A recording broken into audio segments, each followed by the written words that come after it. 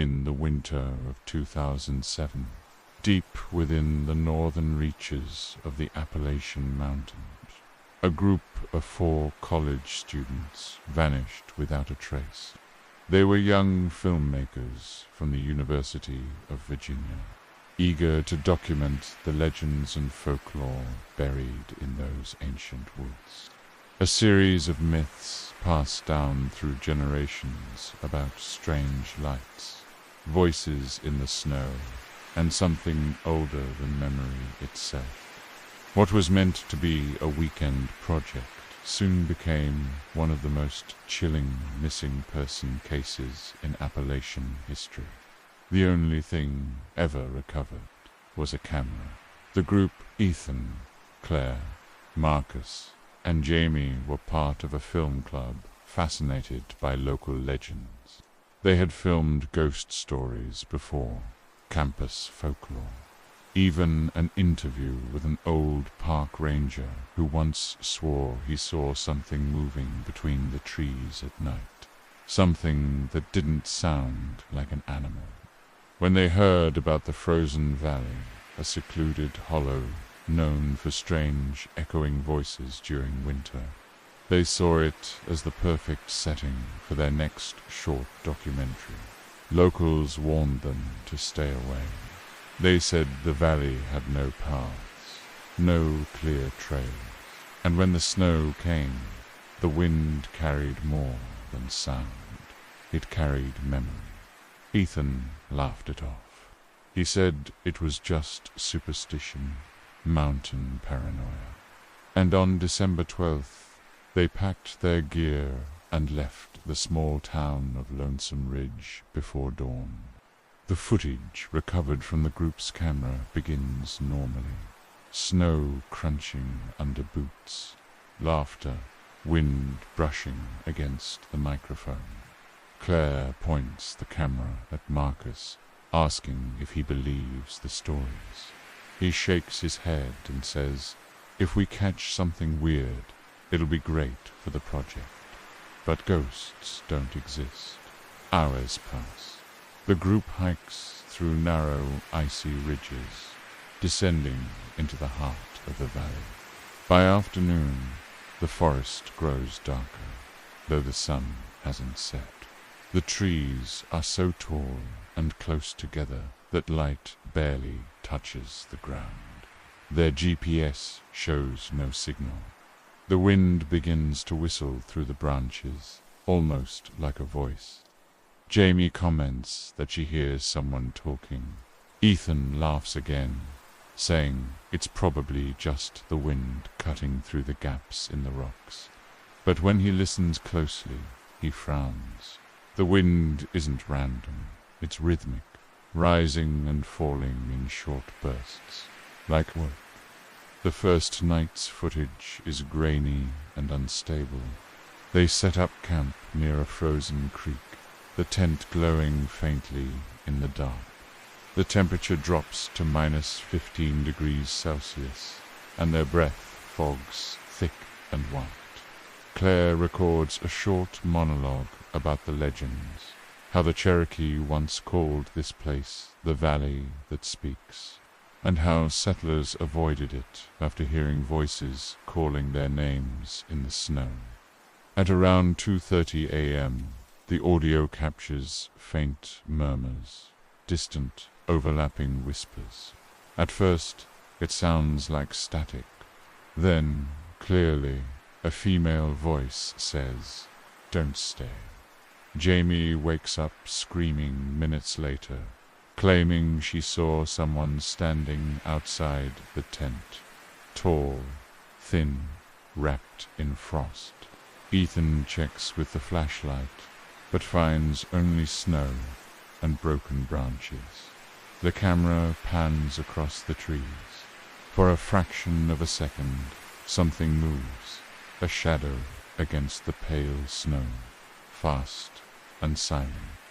Then the tape cuts out. Morning comes. The group is shaken but continues filming. They follow the creek deeper into the valley, hoping to find the source of the sounds. Their food supplies start freezing solid. They light a fire that barely holds against the wind. The footage shows their breath growing heavier, their pace slower. Marcus keeps turning his head as if hearing something behind them. He says he keeps hearing Ethan's voice calling from ahead. But when he catches up, Ethan says he never called him.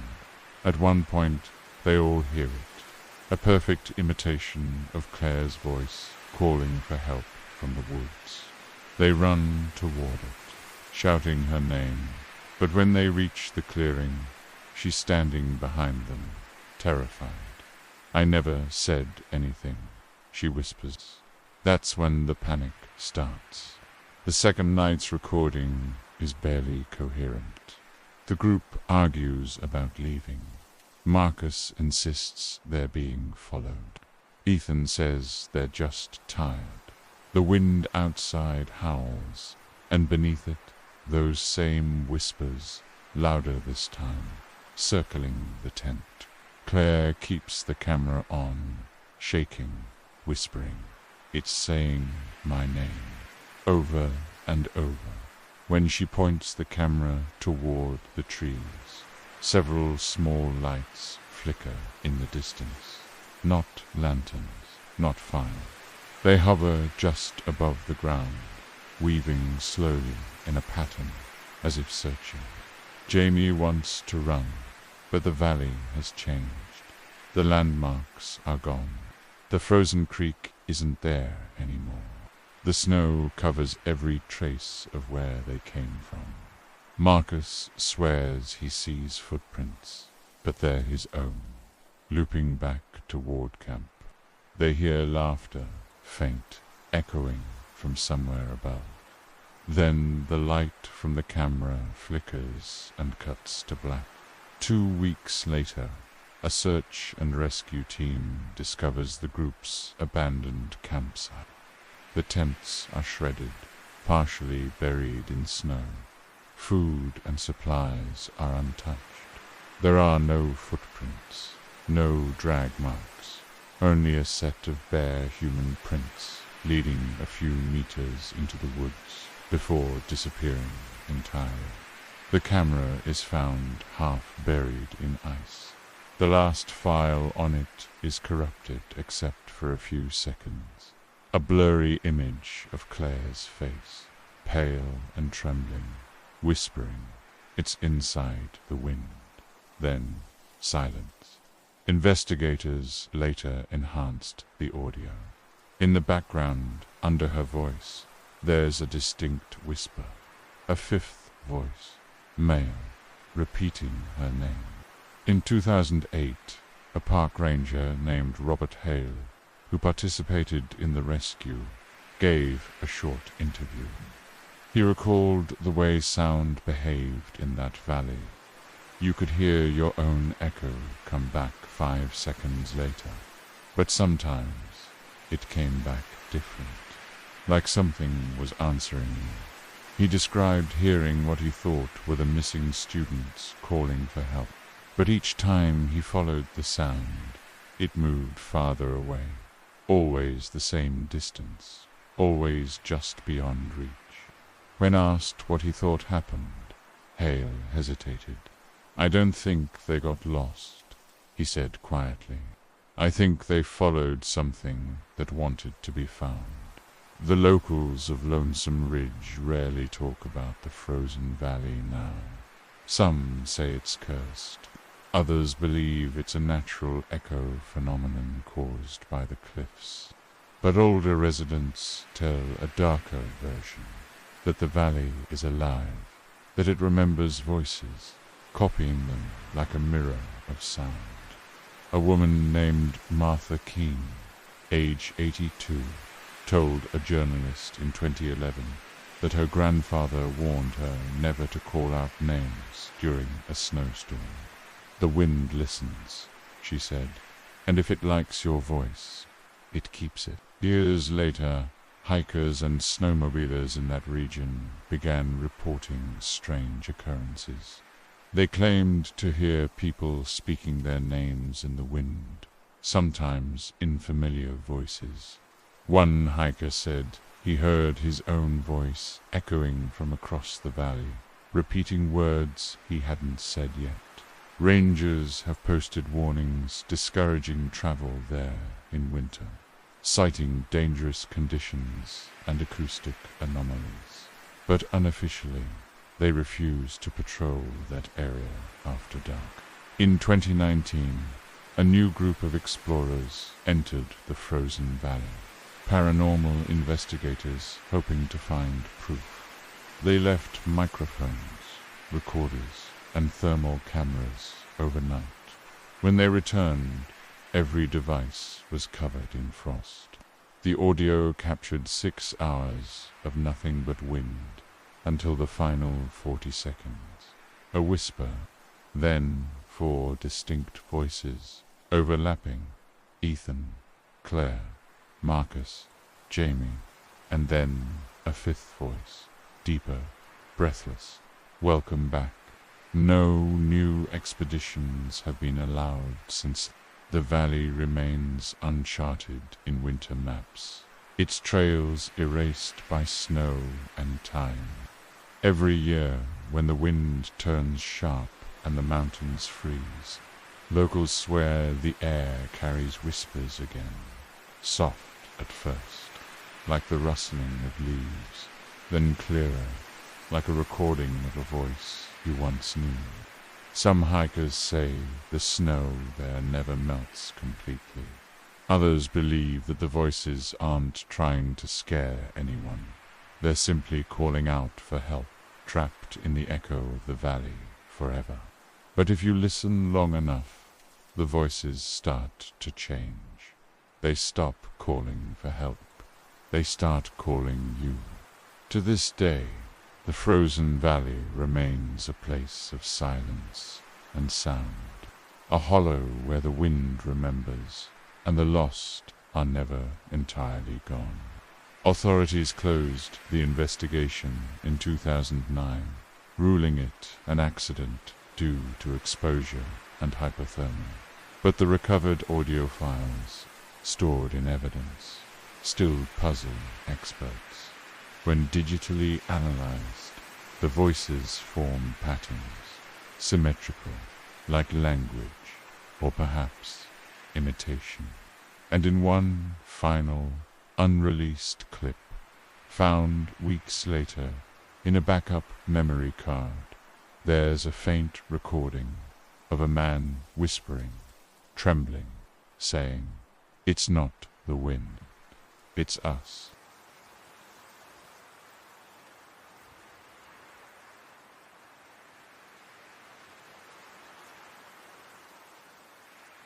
In late November of 2018, a YouTuber and survivalist named Caleb Hartman disappeared in the Upper Appalachians while filming a new series called Alone with Nature. His channel had nearly 200,000 subscribers, known for his calm, detailed wilderness guides and stoic, minimal editing. He wasn't reckless like other bushcraft influencers. He was methodical, a veteran of the Army Reserves, trained in survival and tracking. For years, his audience trusted him as a voice of reason in the often exaggerated world of outdoor survival. When he vanished, his fans thought it was a stunt. When he returned 2 weeks later, they wished he hadn't. The trip was supposed to last 3 days. Caleb's plan was to hike into the heart of a remote section of the Appalachian Range near Black Hollow Ridge, an area known for its isolation and poor signal. He would film himself building a shelter, hunting small game, and surviving off the land, the usual content. His last uploaded video before vanishing was titled 3 Days in the Ridge. It opened with his usual calm voiceover. If you listen closely in the woods, you realize how alive the silence is.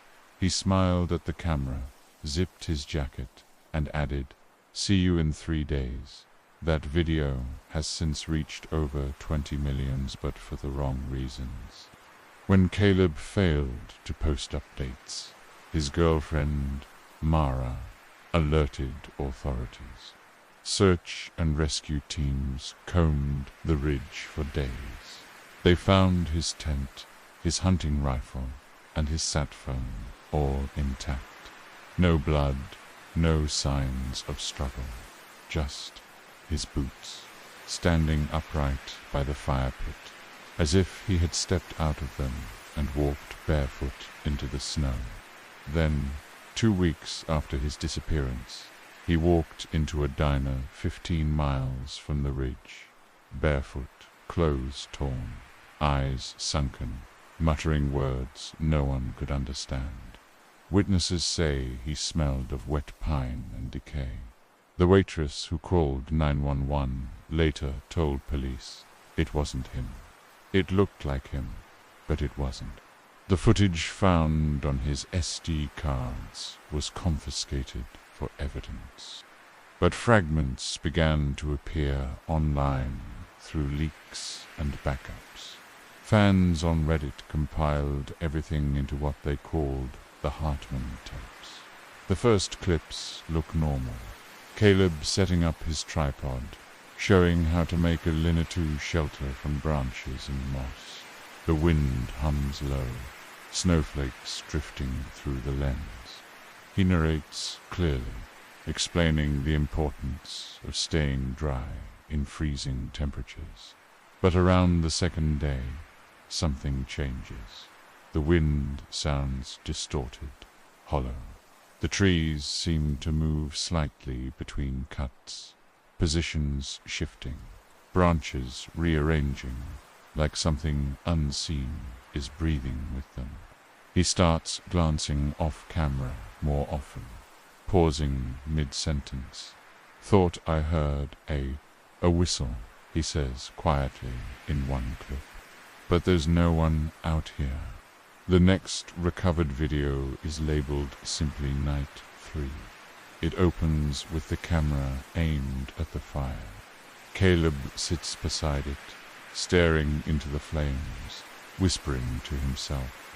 The microphone barely picks it up. Something's watching. I keep hearing it mimic me. He laughs nervously, then looks directly into the lens. You ever hear yourself call your own name? The camera shakes as if he's startled by a sound. He stands, flashlight beam cutting through the dark, and the forest seems to pulse, branches creaking, snow crunching in rhythm with his breathing. He shouts, "Who's there?" A faint voice echoes back, "Who's there?" It's identical to his own.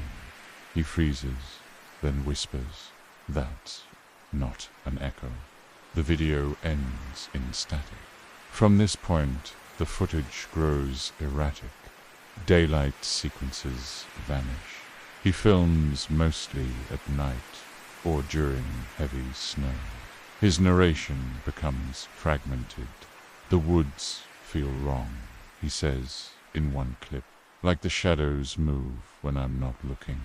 He sets up motion sensors around his camp. Each one beeps during the night, one by one, in a slow circle. He breathes heavily, camera trembling in his hands. Then, a voice outside, his own voice, calmly says, "Come out, Caleb." The fire's dying. The next morning, he's still recording, his eyes bloodshot, face covered in frostbite. "I'm not alone," he whispers.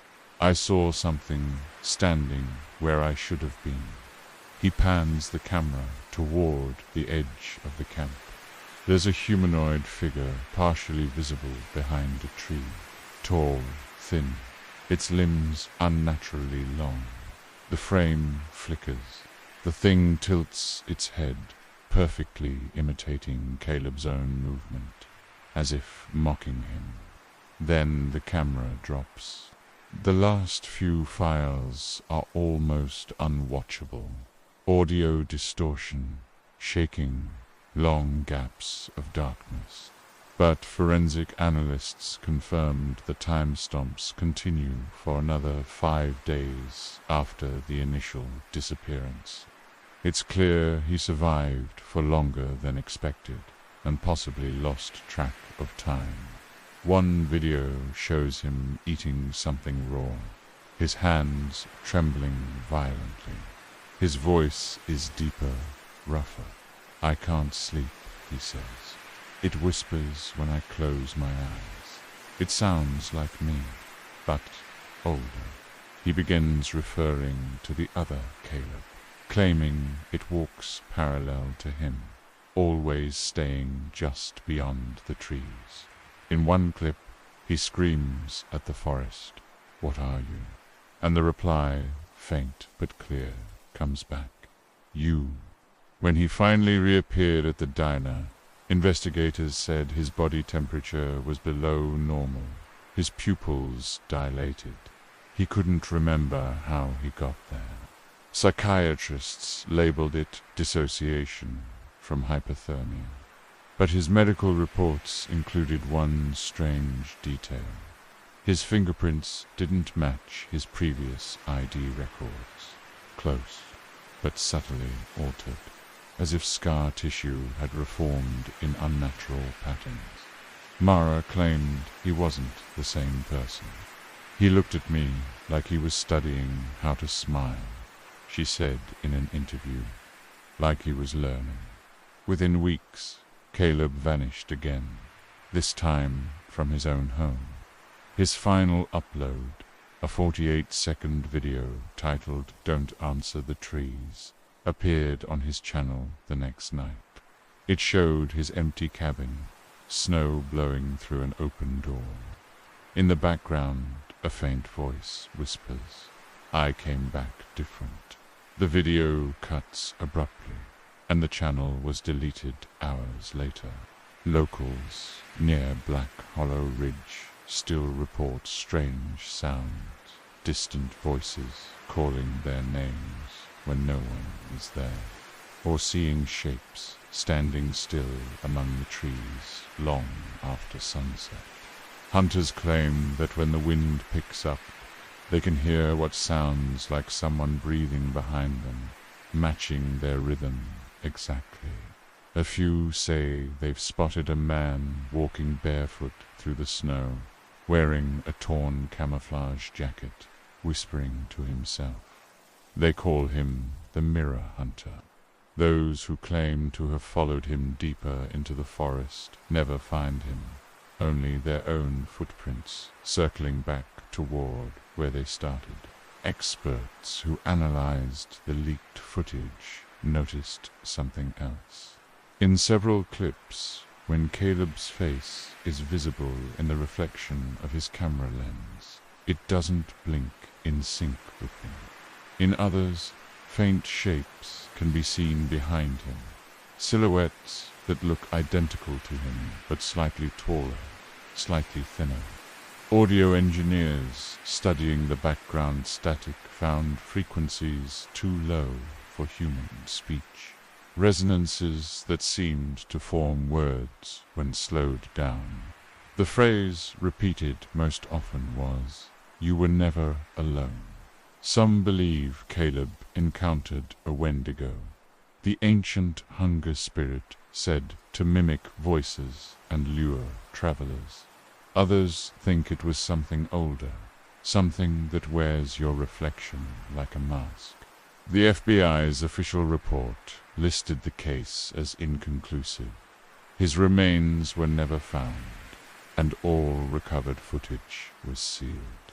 But small fragments still surface on hidden forums, alternate versions of his videos, re-uploaded under different names.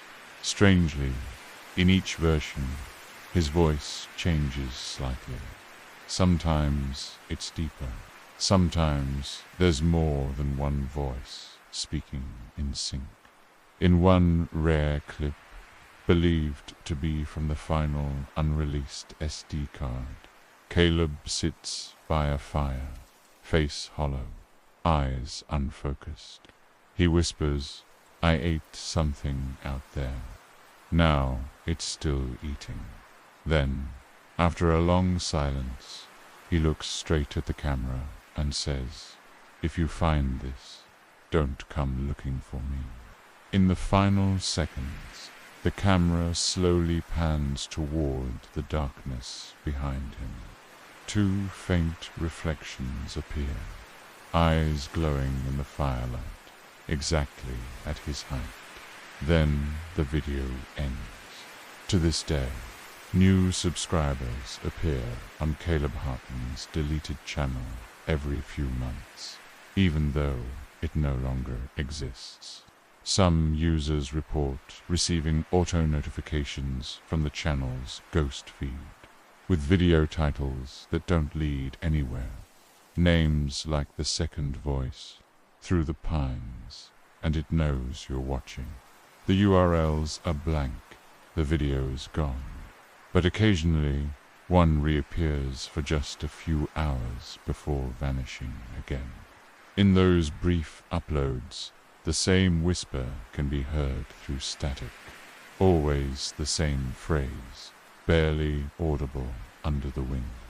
I came back different,